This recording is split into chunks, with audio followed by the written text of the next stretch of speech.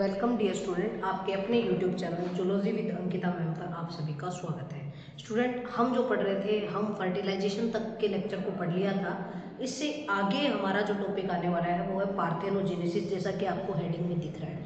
तो स्टूडेंट, सबसे पहले किसी भी टॉपिक को शुरुआत करते हैं तो हम उसके अर्थ पे जाते हैं। पार्थेनोजेनेसिस का अर्थ होता क्या है? यदि कोई एम्ब्रियो बिना निषेचन के बन रहा है तो वो प्रोसेस पार्थेनोजेनेसिस है। यानी कि ओवम बिना फर्टिलाइजेशन के यदि एम्ब्रियो में कन्वर्ट हो रहा है तो इस प्रक्रिया को हम क्या बोलते हैं? पार्थेनोजेनेसिस बोलते हैं। और इस बनने वाले एम्ब्रियो को क्या बोलते हैं? पार्थेनोट बोलते हैं। क्या बोलते हैं? पार्थेनोट बोलते हैं। देखिए, यदि ये बनने वाला एम्ब्रियो बच्चों हैप्लॉइड होता है, यदि ये बनने वाला एम्ब्रियो हैप्लॉइड होता है तो इस प्रक्रिया को बोलते हैं एरेनोटोकी। क्या बोलते हैं? एरेनोटोकी। यदि ये बनने वाला एम्ब्रियो बच्चों डिप्लॉइड होता है तो इस प्रक्रिया को बोलते हैं थैलीटोकी। समझ में है? देखिए, पार्थेनोजेनेसिस वह प्रक्रिया है जिसमें ओवम बिना फर्टिलाइजेशन के एम्ब्रियो की फॉर्मेशन करता है। इस एम्ब्रियो को हम पार्थेनोट बोलते हैं। यदि ये एम्ब्रियो हैप्लॉइड है तो इस प्रक्रिया को क्या बोलते हैं?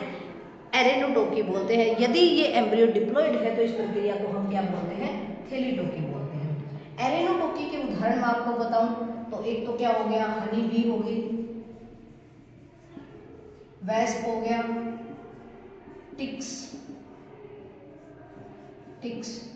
माइट्स, ये सब एग्जाम्पल किसके हैं? एरेनोटोकी के हैं। यदि हम बात करें थैलीटोकी के उदाहरण की तो थैलीटोकी में आप किसको याद रखोगे? रोटीफर्स को याद रख लो, सिफेलोपोड को याद रख लो। बस इतने उदाहरण से आपका काम बन जाएगा। थैलीटोकी के उदाहरण रोटीफर्स और सिफेलोपोड, और एरेनोटोकी के उदाहरण हनी बी, वेस्प, टिक्स और माइट्स। अब मैं आपको बता दूं, ये जो एरेनोटोकी होते हैं इनसे हमेशा क्या बनते हैं? मेल बनते हैं। और ये जो थैलीटोकी होती है इनके द्वारा क्या बनता है? हमेशा फीमेल बनती है। थैलीटोकी से क्या बनती है? फीमेल बनती है। दो फेमस उदाहरण है बच्चों जिनमें केवल फीमेल बनती है, वो उदाहरण आपको याद रखना है। पहला उदाहरण तो किसका है? पहला उदाहरण है छिपकली का। किसका उदाहरण है? छिपकली का, जिनमें केवल फीमेल बनती है, उनकी बात कर रहे हैं। ठीक है, पहला उदाहरण है लिजार्ड का, और उस लिजार्ड का नाम है लेसर्टा सेक्सिकोला आर्मेनिका। आर्मेनिका बड़ा नाम है, 2-3 बार बोलोगे याद हो जाएगा। बोलिए मेरे साथ, लेसर्टा सेक्सिकोला आर्मेनिका। लेसर्टा सेक्सिकोला आर्मेनिका, ये क्या है? छिपकली है। दूसरा है कैरेशियस कैरेशियस ओरेटस जेबेलियो। कैरेसस ओरेटस जेबेलियो, ये एक प्रकार की मछली है। ये क्या है? मछली है। ऊपर वाली क्या है? छिपकली है। इन दोनों में केवल फीमेल बनती है। और ये उदाहरण किसका है? थैलीटोकी का उदाहरण है। लेसर्टा सेक्सिकोला आर्मेनिका, कोरेशियस ओरेटस और जेबेलियो, दोनों के उदाहरण याद रखने हैं। दोनों पार्थेनोजेनेसिस के बढ़िया उदाहरण हैं। ठीक है, अब चलिए हम पार्थेनोजेनेसिस की उत्पत्ति के अगर कारण देखें तो क्या रहता है। देखिए,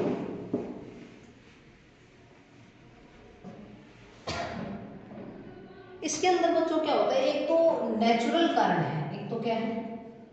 नेचुरल पार्थेनोट बनते हैं। और एक रीजन होता है नेचुरल, और एक रीजन जो होता है वो आर्टिफिशियल। ठीक है, देखिए नेचुरल के अंदर क्या होता है? एक तो क्या बनती है? थैलीटोकी बनती है, और एक क्या बनती है? एरेनोटोकी बनती है। एरेनोटोकी, इसमें क्या होता है? थैलीटोकी के अंदर डिप्लॉइड ओवम होता है, और डिप्लॉइड ओवम डिप्लॉइड ही एम्ब्रियो बना लेता है। ठीक है, एरेनोटोकी में क्या होता है? हैप्लॉइड ओवम होता है, और हैप्लॉइड ही क्या बना लेता है? पार्थेनोट बना लेता है। क्या बना लेता है? एम्ब्रियो बना लेता है। तो ये सब नेचुरल है। यदि हम बात करें आर्टिफिशियल की, तो आर्टिफिशियल में बच्चों क्या होता है? जैसे अपने हीट शॉक दे, ताप आघात दे, तो उससे आर्टिफिशियली पार्थेनोट उत्पन्न किए जा सकते हैं। यदि हम इलेक्ट्रिक शॉक दें, ताप का झटका दूसरा झटका किसका? Electric shock.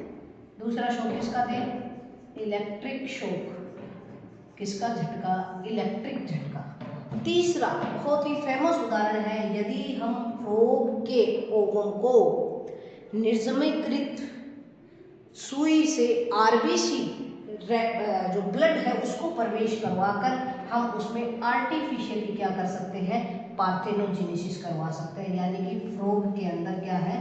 निर्जमीकृत रुधिर से भीगी सुई के द्वारा। ठीक है, तो ये उदाहरण हमें याद रखने हैं। तो नेचुरल और आर्टिफिशियल दो प्रकार हो गए। बाकी देखो पार्थेनोजेनेसिस से कोई खास क्वेश्चन बनता नहीं, मेन है इसकी डेफिनेशन और दो चार आपको उदाहरण एरेनोटोकी और थैलीटोकी के बारे में आपको ज्ञान होना चाहिए। इतना आपको क्लियर है? ठीक है, एक और बता देती हूँ आपको, ये जो पार्थेनोजेनेसिस है इसके बारे में अध्ययन किसने किया? किसने बताया था? चार्ल्स बोनेट ने। किसने बताया था? चार्ल्स बोनेट ने।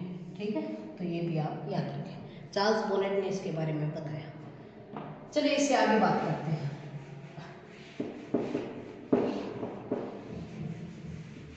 इससे आगे बच्चों जो हमारा टॉपिक आ रहा है वो कौन सा है? क्लीवेज। क्लीवेज बोले तो विदलन। क्लीवेज यानी कि किस पर चर्चा कर रहे हैं हम? विदलन पर चर्चा कर रहे हैं। ठीक है, विदलन जो है किसे कहते हैं? सबसे पहले तो इसकी डेफिनेशन पे बात करेंगे। तो डेफिनेशन, जब कोई भी जाइगोट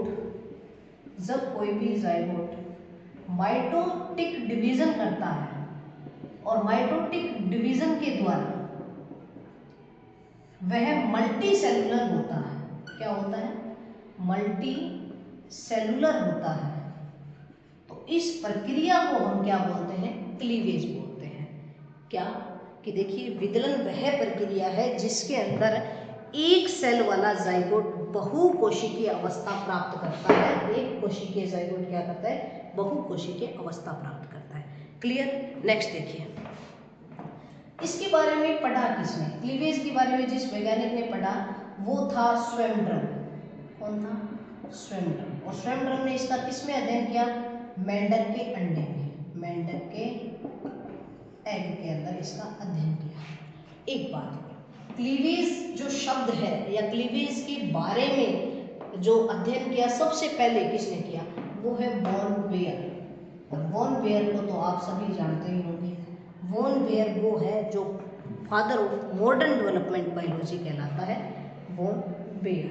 ठीक है, वॉन बेयर का एक सिद्धांत भी है जो आपको याद रखना है, बीएससी में पूछा जाता है। वॉन बेयर का एक सिद्धांत क्या है बच्चों? उसमें वॉन बेयर ने एक बात की थी कि व्यक्ति जो है या कोई जीव है वो जब पैदा होता है वो अपने सामान्य लक्षण लेके पैदा होता है, उसमें विशिष्ट लक्षणों का समावेश वातावरण के द्वारा आता है। देखिए सीधी सी बात करें, व्यक्ति के कैरेक्टर दो चीज़ों से डिसाइड होते हैं, एक तो उसके जेनेटिक फीचर से और दूसरा डिसाइड होता है उसके इन्वायरमेंट से। तो यही बात वॉन बेयर कह रहे हैं कि जन्म के साथ वो अपने जेनेटिक फीचर्स लेके पैदा होगा और उसमें विशिष्ट लक्षण जो कि इन्वायरमेंट के कारण आएंगे वो बाद में आएंगे।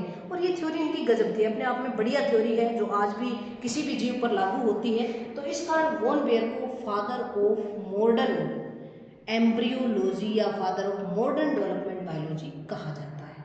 तो फादर ऑफ डेवलपमेंट बायोलॉजी कौन है? अरस्तु, जिन्होंने आरबीसी के बारे में बताया था कि आरबीसी से क्या होता है, माँ की आरबीसी से बच्चे की फॉर्मेशन होती है। ये सबसे पहले अरस्तु ने बताया था।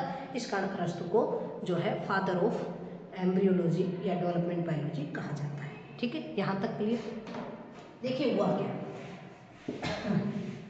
जैसे मेल और फीमेल गैमेट के मिलने से क्या बन गया? जाइगोट बन गया। अब ये जाइगोट क्या है? जाइगोट एक कोशिकीय है। जाइगोट कैसा है?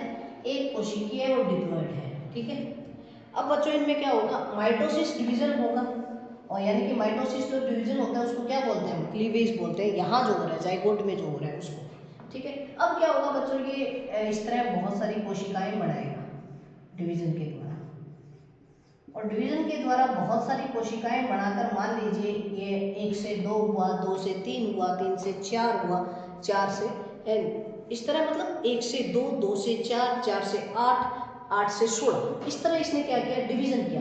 तो यहाँ पर बच्चों मान लीजिए 16 सेलुलर स्टेज बन गई। क्या बन गई, 16 सेलुलर स्टेज बन गई।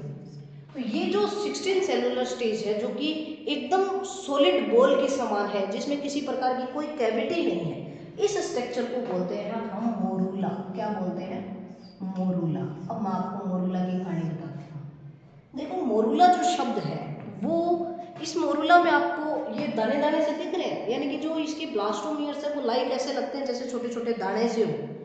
अब आप शहतूत को देखिएगा, शहतूत का जो फल होता है उसको देखोगे तो आपको उसमें दाने दाने दाने दाने से नजर आएंगे ना, तो बिल्कुल उसके जैसा लगता है। तो शहतूत के नाम से मोरस अल्बा उसको कहा जाता है, वहां से ये शब्द लिया गया है मोरस अल्बा, वहां से शब्द मोरस से शब्द उठाया गया मोरूला, इस कारण इसको बच्चों क्या बोला जाता है, मोरूला। और ये बिल्कुल ठोस गेंद के समान संरचना होती है। अब मोरूला से आगे क्या बनता है, 16 से 32 32 सेलुलर स्टेज बनेगी, और इसको हम क्या बोलते हैं, ब्लास्टूला बोलते हैं।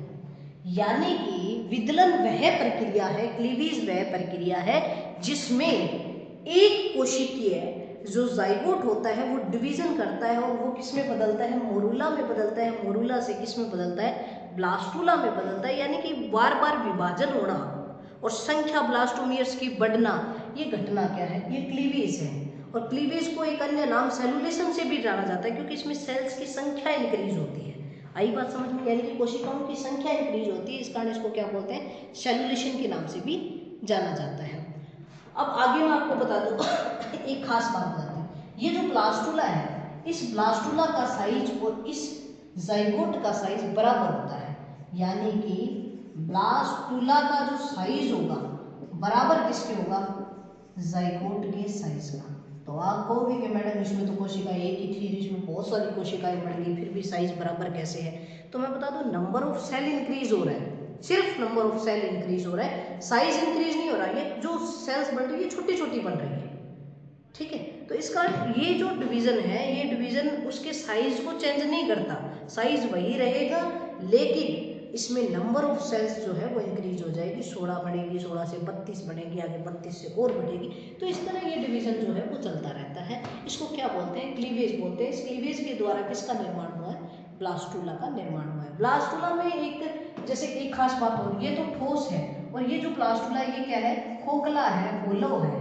और खोखला है तो बच्चों इसमें क्या होगी, एक कैविटी होगी, और उस कैविटी को हम किस नाम से जानते हैं, ब्लास्टोसील नाम से जानते हैं। उस कैविटी को किस नाम से जानते हैं, ब्लास्टोसील के नाम से जानते हैं, ठीक है। और इसमें एक छिद्र होता है, जो ये ब्लास्टूला बन रहा है ना, जैसे मान लीजिए ये ब्लास्टूला बन रहा है, मैं आपको बना के दिखाऊं, ये क्या है, ब्लास्टूला की फॉर्मेशन हो रही है, ये इसके ब्लास्टोमियर्स बन रहे हैं और अपखंड बन रहे हैं, ठीक है। ये ब्लास्टोमियर्स बन गए, खोखला है ना ये, तो इस कैविटी को तो क्या बोलते हैं, ब्लास्टोसील बोलते हैं। और ये जो लेयर्स बनी हुई है, जो ब्लास्टोमियर्स की लेयर बनी हुई है, इसको बोलते हैं ब्लास्टोडर्म। क्या बोलते हैं, ब्लास्टोडर्म। और इसमें बच्चों एक स्थान पर कहीं पर कोई छिद्र होगा, मान लीजिए यहाँ पर कोई छिद्र है, इसको क्या बोलते हैं, ब्लास्टोपोर बोलते हैं। क्या बोलते हैं, ब्लास्टोपोर। हालांकि ब्लास्टोपोर आगे जाके बनेगा, अभी यहाँ पर नहीं बनेगा, ठीक है, थोड़ा सा डेवलपमेंट में समय लगता है। तो आगे ब्लास्टोपोर की फॉर्मेशन होगी, जब गैस्ट्रुला की ओर बढ़ेंगे ना, तब ब्लास्टोपोर की फॉर्मेशन होगी। तो इतना चीज़ हमें याद रखनी है, ये ब्लास्टूला बन गया, जो कि क्या होता है, खोखला होता है, ठीक है। अब आपने देखा कि क्लीवेज में डिवीजन हो रहा है, दिख रहा है, डिवीजन हुआ तभी तो ये सेल की संख्या बढ़ी। मान लीजिए ये मेरे पास एक डस्टर है, इसको मेरे को बढ़ाना है, मतलब इसकी संख्या बढ़ानी है, यानी कि यूँ मान लो इसके टुकड़े करने हैं, तो इसमें कोई ना कोई टुकड़े का मैं पैटर्न तो रखूंगी ना, या तो मैं यूँ टुकड़े कर दूँ, या मैं इसके यूँ टुकड़े कर दूँ, या फिर मैं इसको यूँ काट दूँ। काटने की कोई ना कोई पैटर्न तो होंगे, कोई ना कोई इसका डिवीजन प्लेन तो बनेगा ना, विभाजन के कोई ना कोई तल तो बनेंगे। तो उसको बोलते हैं प्लेन्स ऑफ क्लीवेज, विदलन के तल। तो अगला हमारा टॉपिक क्या है, प्लेन्स ऑफ क्लीवेज, विदलन के तल। चलिए,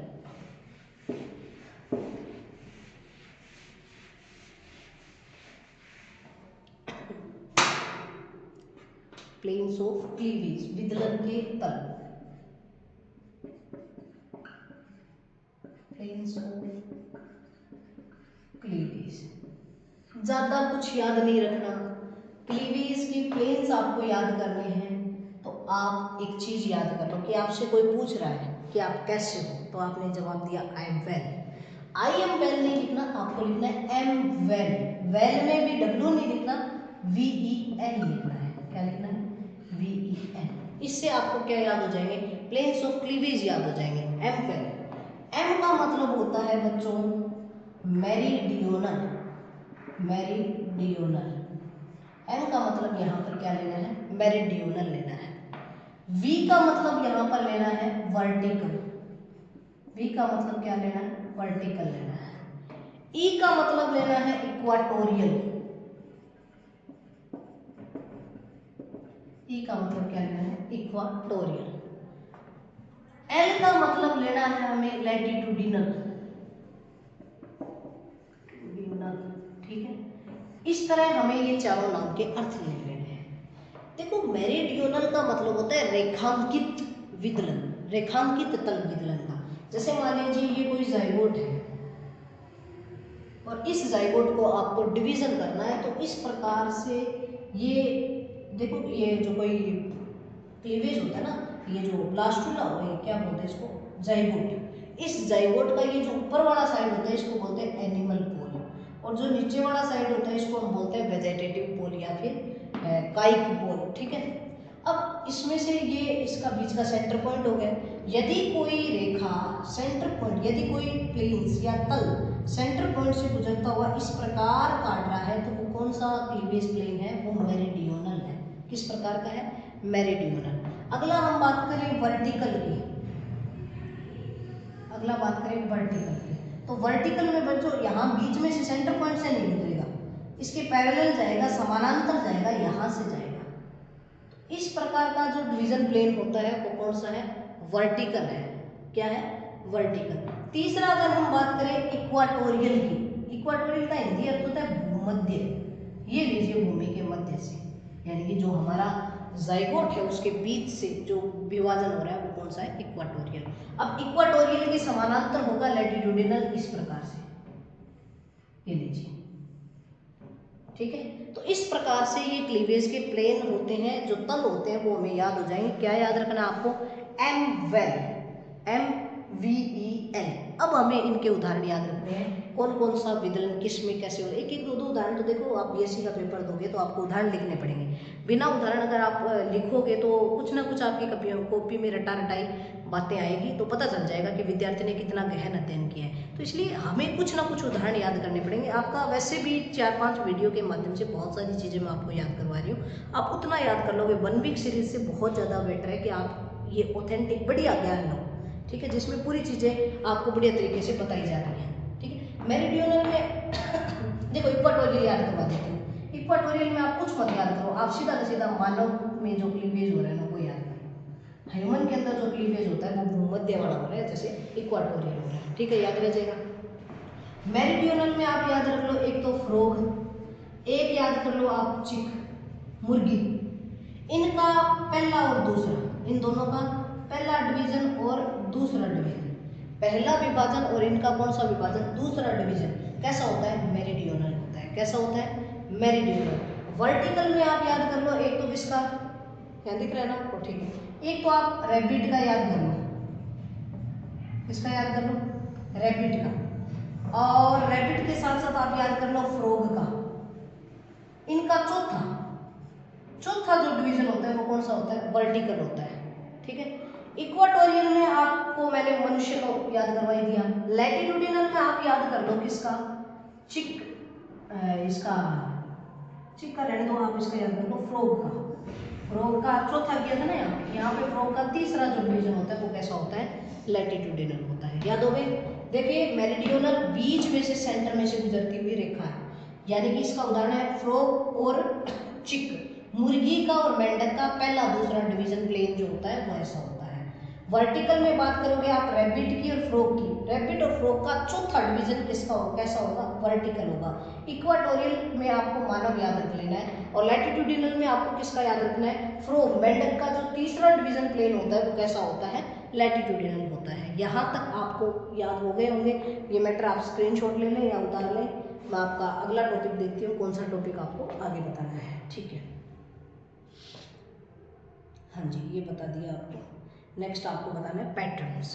ठीक है, चलिए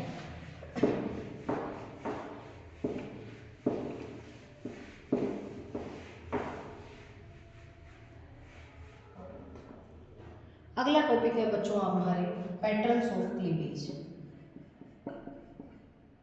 पैटर्न्स ऑफ क्लीवेज, ठीक है। पैटर्न्स ऑफ क्लीवेज में आप एक तो याद कर लो रेडियल क्लीवेज पैटर्न, दूसरा आप याद कर लो बाई रेडियल, तीसरा आप याद कर लो बाईलेटरल, चौथा आप याद कर लो रोटेशनल या फिर इसको क्या बोलते हैं स्पाइरल, चौथा आप याद कर लो स्पाइरल। ठीक है, चार नाम आपको याद रखने हैं। पहला कौन सा रेडियल, दूसरा कौन सा बाई रेडियल, तीसरा कौन सा बाइलेटरल, चौथा कौन सा स्पाइरल। याद करने के लिए मैं बताता हूँ, ऐसा क्लीवेज पैटर्न जिसमें पहला डिवीजन मेरिडियनल हो और दूसरा डिवीजन वर्टिकल हो, उनसे जो पैटर्न निकल के सामने आता है वो कैसा होता है, रेडियल होता है। यानी कि एक ऐसा क्लीवेज पैटर्न जिसमें पहला डिवीजन मेरिडियनल होता है और दूसरा डिवीजन वर्टिकल होता है, उस पैटर्न से जो ब्लास्टोमियर सेट होते हैं वो पैटर्न क्या कहलाता है, रेडियल कहलाता है। और उदाहरण में आपको याद रख लेना है सी अर्चिन, इकाइनोडर्मेटा का उदाहरण है सी अर्चिन। और याद करना चाहो तो आप याद कर लेना सिलेंट्रेंटा, क्या याद कर लोगे, सिलेंट्रेंटा। ठीक है, यानी कि आपको पहले वाले में कुछ ज्यादा याद नहीं रखना, एम वी याद रखना है, एम वी से आपका काम बन जाएगा। नेक्स्ट आप अगले में एम स्क्वायर वी, क्या याद रखोगे, एम स्क्वायर वी, यानी कि पहला डिवीजन भी कैसा होता है, मेरिडियनल होता है, दूसरा डिवीजन भी कैसा होता है, मेरिडियनल होता है, और तीसरा डिवीजन कैसा होता है, वर्टिकल होता है। और इसका उदाहरण आप कौन सा याद रख लोगे, इसका उदाहरण आप कौन सा याद रख लोगे, टीनोफोरा उदाहरण याद रख लोगे। कौन सा है, टीनोफोरा का उदाहरण जो है वो आपको याद रखना है। ठीक है, अगला उदाहरण है हमारा बाइलेटरल। बाइलेटरल मतलब द्विपार्श्व। द्विपार्श्व में पहला डिवीजन मेरिडियनल, दूसरा डिवीजन भी मेरिडियनल यानी कि एम स्क्वायर, अगला latitudinal L, M square L, M M L याद रखना है। और इसका उदाहरण आपको याद रख लेना है, मानो मत याद रखना, आप याद रखो इसके अंदर यूरोकॉर्डेटा, यूरोकॉर्डेटा, और कौन सा याद रखोगे, सिफेलोकॉर्डेटा, यूरोकॉर्डेटा और सिफेलोकॉर्डेटा, यूरोकॉर्डेटा, सिफेलोकॉर्डेटा, खरगोश, ये उदाहरण जो है वो आप इसमें याद रख लें। ठीक है, अगला हमारा उदाहरण कौन सा है, अगला है स्पाइरल। स्पाइरल में हमें ये याद रखना है जो ब्लास्टोमियर्स बनते हैं, जो ब्लास्टोमियर्स बन रहे हैं वो या तो क्लॉकवाइज सेट हो जाते हैं या कैसे हो जाते हैं, एंटी क्लॉकवाइज सेट हो रहे हैं। मान लीजिए ये कौन सा है, क्लॉकवाइज, इस पैटर्न में सेट हो रहे हैं। एक पैटर्न हम बात कर रहे हैं एंटी क्लॉकवाइज, एंटी क्लॉकवाइज में ए आता है ना, यदि एंटी क्लॉकवाइज सेट हो रहे हैं, एंटी क्लॉकवाइज में ए आता है तो ए से हमें याद उदाहरण याद हो जाएंगे, ए से आर्थ्रोपोडा, ए से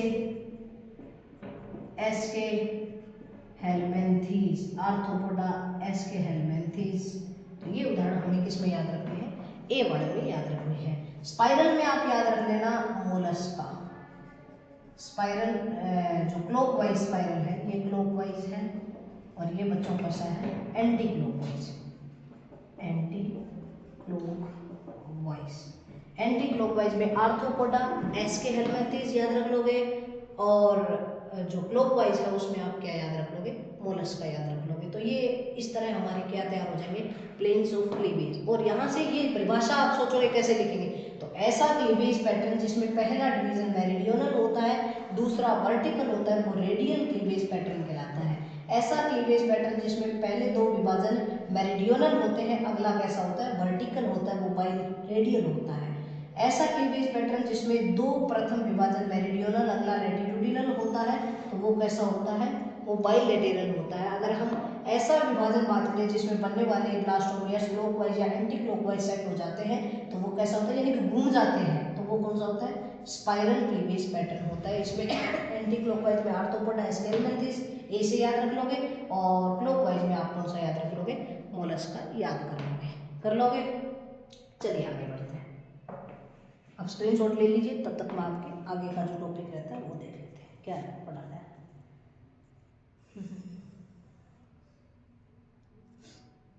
ठीक है, कर लोगे। चलिए आगे बढ़ते हैं।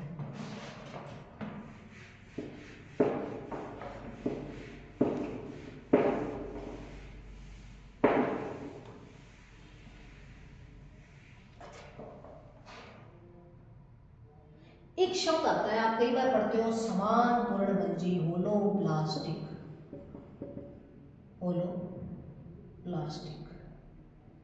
होलोब्लास्टिक मतलब पूर्णभंजी, और उसको आप दो प्रकारों में बांटते हो, इक्वल होलोब्लास्टिक और एक आप पढ़ते हो अनइक्वल होलोब्लास्टिक। ठीक है, तो ये दोनों आप, होलोब्लास्टिक का मतलब ऐसा होता है कि जो जाइगोट है वो पूरा टूटेगा, जाइगोट जो है पूरा डिवीजन कर रहा है और बनने वाले ब्लास्टोमियर सेम साइज के हैं तो इक्वल होलोब्लास्टिक है। अगर असमान साइज के हैं तो कौन से हैं, अनइक्वल होलोब्लास्टिक है। सेम साइज के हैं तो इक्वल होलोब्लास्टिक, असमान साइज के हैं तो कौन सा है, अनइक्वल होलोब्लास्टिक। ठीक है, एक तो होलोब्लास्टिक हो गया बच्चों, और दूसरा इसमें पढ़ोगे आप इक्वल होलोब्लास्टिक, अनइक्वल होलोब्लास्टिक, एक डिस्कोइडल और सुपरफिशियल और पढ़ लोगे, डिस्कोइडल और एक कौन सा पढ़ते हैं अपने, सुपरफिशियल। डिस्कोइडल और सुपरफिशियल ये टिलोब्लास्टिक है। इनमें क्या होता है कि कहीं ना कहीं किसी ना किसी पॉइंट पर जाकर जो है जाइगोट विभाजन जो होता है वो ज्यादा होता है। डिस्कोइडल का उदाहरण आपको बताऊं, डिस्कोइडल, देखो डिस्कोइडल याद रखना। डिस्कोइडल में क्या होता है बच्चों, जैसे ये कोई अंडा है, इस अंडे में योग भरा हुआ है, इस अंडे में क्या भरा हुआ है, योग भरा हुआ है, सारे में योग भरा हुआ है, यहाँ वाला स्थान बचा है तो केवल यहाँ जहाँ योग होता है ना वहाँ क्लीवेज नहीं होता, तो यहाँ साइटोप्लाज्म है, यहाँ क्या होगा, डिवीजन होगा, यहाँ क्या होगा, क्लीवेज होगा, यहाँ क्या होगा, क्लीवेज। तो यहाँ नियम होता है कि जहाँ योग ज्यादा है वहाँ क्लीवेज कम है, और जहाँ योग कम है वहाँ पर क्लीवेज ज्यादा है। तो केवल इस डिस्क में क्या हो रहा है, विदलन हो रहा है, तो क्या बनेगा, डिस्कोब्लास्टुला, डिस्कोइडल होगा इस पैटर्न को। और सुपरफिशियल की बात करूँ तो डिस्कोइडल का मैं आपको उदाहरण याद करवा देती हूँ। एक तो आप डिस्को कौन करती है, मुर्गी याद कर लोगे, एक आप कौन याद कर लोगे, अभी प्रोटोथीरिया याद कर लेना, प्रोटोथीरिया में कौन कौन से आते हैं, एंटीटर आता है, एकेडिना, प्लेटिपस, वो सब आते हैं। मुर्गी एक आप याद कर लेना, एविस, एविस हो गया ना मुर्गी में। रेप्टाइल्स याद करो आप, रेप्टाइल्स, इन सब में जो डिस्कोइडल प्रकार का क्लीवेज होता है। ठीक है, सुपरफिशियल की बात करूँ तो मतलब ये भी मेगालेसिटल एग होता है, ये भी मेगालेसिटल एग ही था। सुपरफिशियल में क्या होता है, ये पूरा अंडा है, पूरे अंडे में सेंटर के अंदर योग भरा हुआ है, ये सारा क्या भरा हुआ है, योग। अब आपको पता है जहाँ योग होता है वहाँ पर क्लीवेज होता है क्या, जहाँ योग होगा वहाँ क्लीवेज नहीं होगा। तो क्लीवेज फिर कहाँ होगा, क्लीवेज यहाँ होगा, क्लीवेज कहाँ होगा, यहाँ। तो सतह के तौर पर क्लीवेज हो रहा है, सतह के यहाँ क्लीवेज हो रहा है, तो ये पेरिफेरल क्लीवेज है, सतही विदलन है। तो इस प्रकार के विदलन को क्या बोलते हैं, सुपरफिशियल। और इस प्रकार का विदलन किसमें पाया जाता है, इंसेक्ट के अंदर, कीट के अंदर पाया जाता है। तो ये भी आप क्या कर लोगे, याद कर लोगे।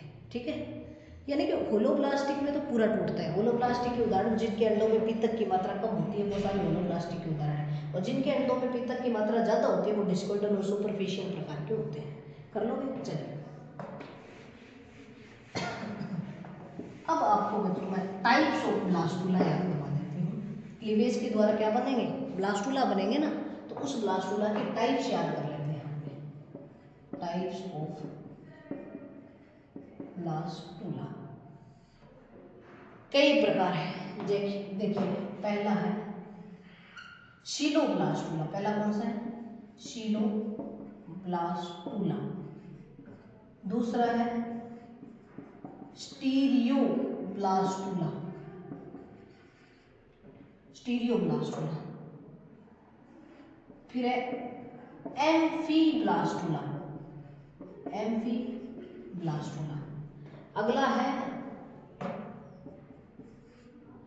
Discoidal blastula, discoidal blastula. अगला है पेरीब्लास्टुला और छठा है ब्लास्टोसिस्ट, ब्लास्टोसिस्ट। देखिए इसकी एक ट्रिक है, कैसे याद करोगे कि सीलो नाम का कोई आदमी था, वो स्टीरियो लेके, स्टीरियो मतलब आप यूं मान लेना गाड़ी का स्टेयरिंग लेकर, सीलो नाम का आदमी स्टीरियो लेकर एम्फी के साथ, किसके साथ, यानी कि सीलो नाम का आदमी किसके साथ, एम्फी के साथ क्या लेके, स्टीरियो लेके डिस्को करने गया, डिस्कोइडल मतलब डिस्को करने गया। वहां पर क्या मिली, परी मिली, और परी के साथ क्या मिला, परी का भाई मिला। याद हो जाएंगे।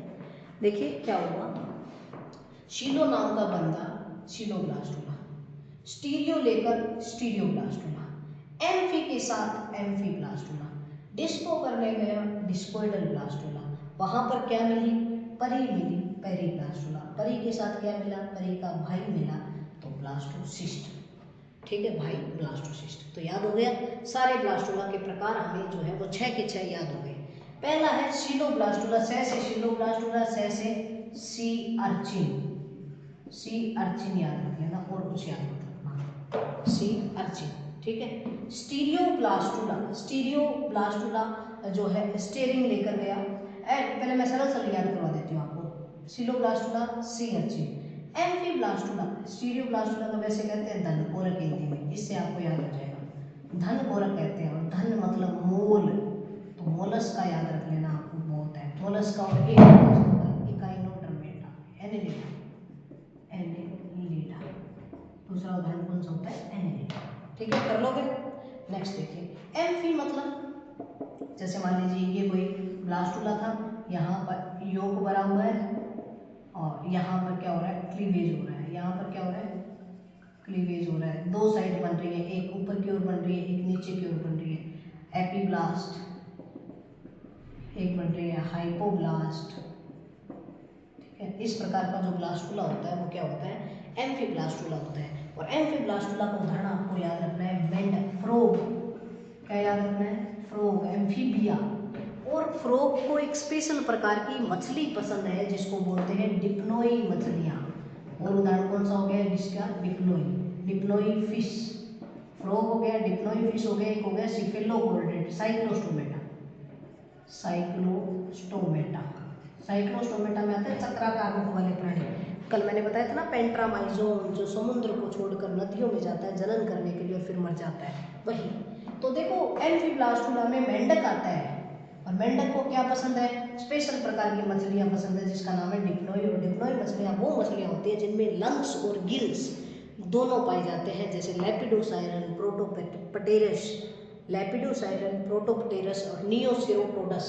ठीक है, तो ये सारी की सारी मछलियां कैसी हैं, डिप्नोई मछलियां हैं। और साइक्लोस्टोमेटा में चक्राकार मुख वाले प्राणी आते हैं जैसे पेंट्रामाइजोन और मिक्साइन। डिस्कोब्लास्टुला, मैंने कहा था ना एक डिस्क बनती है पूरे में, जैसे योग भरा हुआ है, यहाँ पर एक छोटी सी डिस्क बनेगी, वहाँ क्या होगा, गिलवेज होगा, यहाँ पूरे में योग भरा हुआ है। और डिस्कोब्लास्टुला, डिस्को कौन करती है, मुर्गी करती है, मुर्गी बोले तो एवीज। और कौन बनाता है डिस्कोब्लास्टुला, रेप्टाइल, सांप बनाते हैं, मुर्गी, रेप्टाइल्स। ठीक है, और आप याद करें मुर्गी रेप्टाइल, दो उदाहरण याद करना, प्रोटोथीरिया भी होता है हालांकि, तो याद रहे तो कर लेना, बाकी मुर्गी और रेप्टाइल्स आप याद रख लेना। डिस्को कौन करता है, मुर्गी करती है, और सांप करता है, और एकेडिना, प्लेटिपलस जैसे प्रोटोप्टेरस करते हैं, ये प्रोटोथीरिया मैमल्स करते हैं। पेरीब्लास्टुला, पेरीब्लास्टुला में क्या होता है, जैसे मान लीजिए पूरे के अंदर योग भरा हुआ है, सेंटर के अंदर यहाँ पर योग भरा हुआ है, यहाँ ब्लास्टो ड्रम बन रहे हैं, यहाँ क्या हो रहा है, डिवीजन हो रहा है। तो पेरी मतलब परी, परिधि की ओर, पूरे चारों तरफ जो डिवीजन हो रहा है वो पेरीब्लास्टुला है। और परी कौन होती है, परी, परी पंख लगे होते हैं ना, इंसेक्ट्स, तो इसका उदाहरण क्या हो गया, इंसेक्ट, इंसेक्ट्स। ठीक है, पेरीब्लास्टुला का उदाहरण क्या हो गया, इंसेक्ट्स।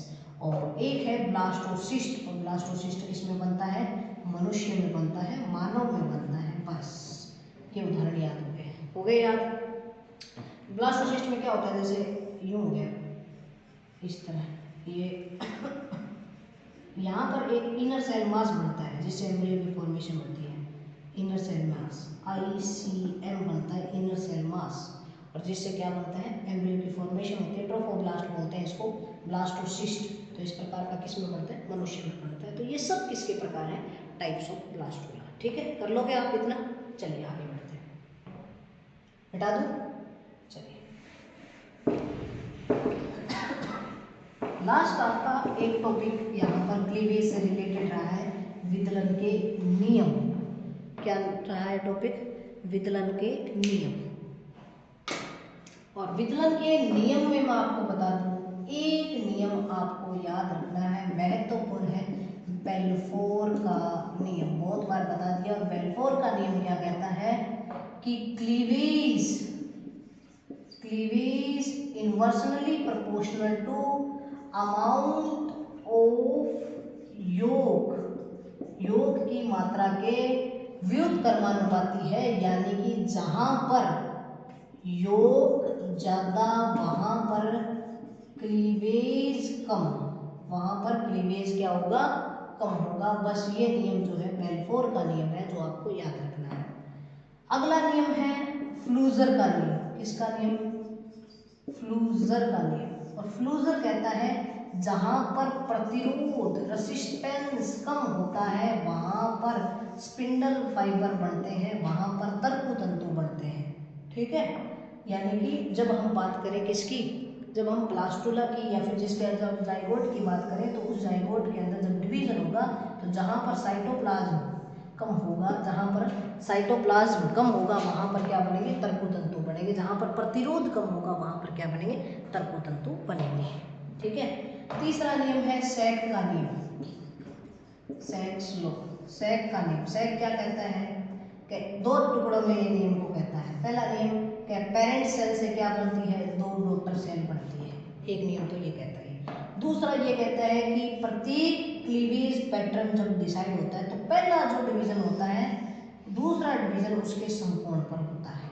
बस दूसरा डिवीजन क्या होता है, उसके समकोण के ऊपर होता है। ये तीन नियम आप याद रख लेना, मोटा मोटी आपका काम बन जाएगा। क्लीवेज का नियम, पहला नियम बेल्फोर का नियम, दूसरा नियम फ्लूजर का नियम, और तीसरा नियम किसका, सैक का नियम। तो ये क्या रहते हैं, क्लीवेज के नियम रहते हैं। तो आज हमने क्लीवेज तक जो टॉपिक है वो कंप्लीट कर लिया। आपने देखा हम सीक्वेंस से चले थे। पहले हमने डेवलपमेंट बायोलॉजी की शुरुआत की थी, फिर हमने गैमेट की फॉर्मेशन की थी, फिर हमने पूरी डिटेल के अंदर गैमेट्स बन जाने के बाद में फर्टिलाइजेशन को पढ़ा था, फिर हमने फर्टिलाइजेशन के बाद में पार्थेनोजेनेसिस पे चर्चा की है, फिर हमने क्लीवेज पे बात की है, फिर ब्लास्टुला पे बात की है, हम आगे गैस्ट्रुला पर भी बात करेंगे, फिर हम एम्ब्रियो को भी बनाएंगे। इस तरह करके आपकी पूरी सीक्वेंस के अंदर डेवलपमेंट बायोलॉजी करवाई जाएगी। और चैनल पे बने रहने के लिए बहुत बहुत धन्यवाद। आप सभी वीडियो को प्रारंभ से लेकर अंत तक देखें, निश्चय ही आपके ज्ञान में अभिवृद्धि होगी। धन्यवाद स्टूडेंट।